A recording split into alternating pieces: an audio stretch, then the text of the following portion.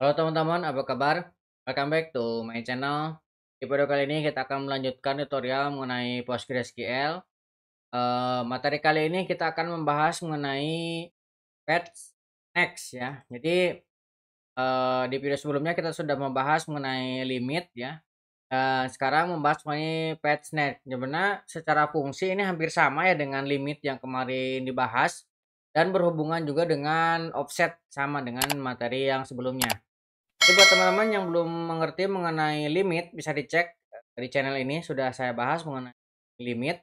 Nah, penggunaannya dengan patch next ini hampir sama. Nah, kita untuk latihan kali ini kita akan menggunakan tabel yang sama dengan tabel yang kemarin, yaitu tabel employee. Namun sebelum masuk ke contoh, kita akan lihat dulu perintah dasar untuk patch next. Jadi di sini kita bisa mengkombinasikan dengan offset ya. Offset itu ya seperti di main bola ya. Jadi bisa lebih dulu dibandingkan dengan barisan yang terakhir. Nah, jadi kalau misalkan barisan itu ada 1, 2, 3. Nah, offsetnya misalkan 2 berarti 1, 2 itu tidak diambil. Itu disebut offset. Nah, sudah kami bahas juga kemarin ya. Nah, perintah dasar untuk fastneck adalah seperti ini. Offset, kemudian start. Nah, ini penulisan yang seperti ini maksudnya bisa pilih salah satu ya. Row atau rows, sama aja hasilnya. Kemudian patch, nah ini juga sama nih, disimbolkan dengan seperti ini bisa milih salah satu. Boleh first atau next, nanti hasilnya sama aja. Nah, kemudian jumlahnya ada berapa? Kemudian rows atau rows, ini juga bisa pilih salah satu, kemudian only. Oke, kita langsung ke contoh ya, bisa lebih mengerti. Pertama kita akan select dulu bintang from choice.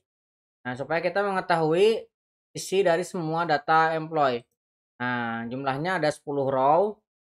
Nah, kita akan coba gunakan, nah ini akan saya duplikat ke bawah. Nah, seperti ini. Kemudian saya akan tambahkan pet. Nah, first. Kemudian saya akan menggunakan row only. Nah, di sini saya tidak mendefinisikan jumlahnya ya. Jadi harusnya kan setelah first ini kita mendefinisikan jumlahnya berapa. Tapi kalau kita tidak definisikan seperti ini artinya cuma satu. Kalau kita jalankan ini hanya satu tuh. Jadi sama aja dengan kita menambahkan angka satu di sini. Nah, sama seperti ini hasilnya. Tuh hasilnya sama satu juga. Nah, seperti itu ya. Nah, kemudian kalau misalkan saya menggunakan S. Ini misalkan saya tambahkan S ya. Row dan rows. Sama aja. Tuh hasilnya ya. Dan ini first kan, saya mau ganti dengan next misalkan. Juga sama. Kita jalankan, hasilnya sama ya.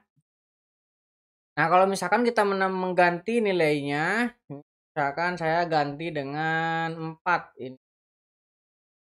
Ini kalau saya jalankan, oh 1, 2, 3, 4. Jadi hampir sama dengan top kemarin ya, dengan limit ya. Kalau top kan di SQL Server ya. 1, 2, 3, 4. Nah, kita juga bisa mengkombinasikan dengan eh, offset. Saya turunkan. Nah, offsetnya harus ditaruh di duluan, bukan di belakang ya. Offset. Nah, offsetnya berapa? Misalkan saya mau kasih 2.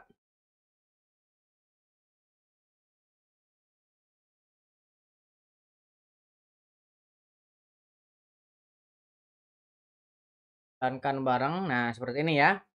Saya kasih offset 2.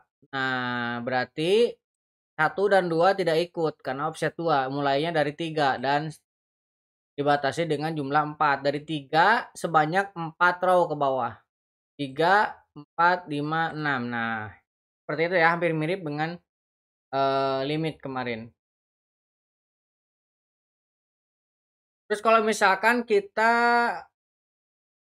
mengubah, nah misalkan ini udah offset 2, ini saya ganti dengan first. Nah, kita lihat perbedaannya ya. Ini sama aja, ini row-nya saya ganti dengan row. Nah, kita coba lihat, kita jalankan bareng-bareng.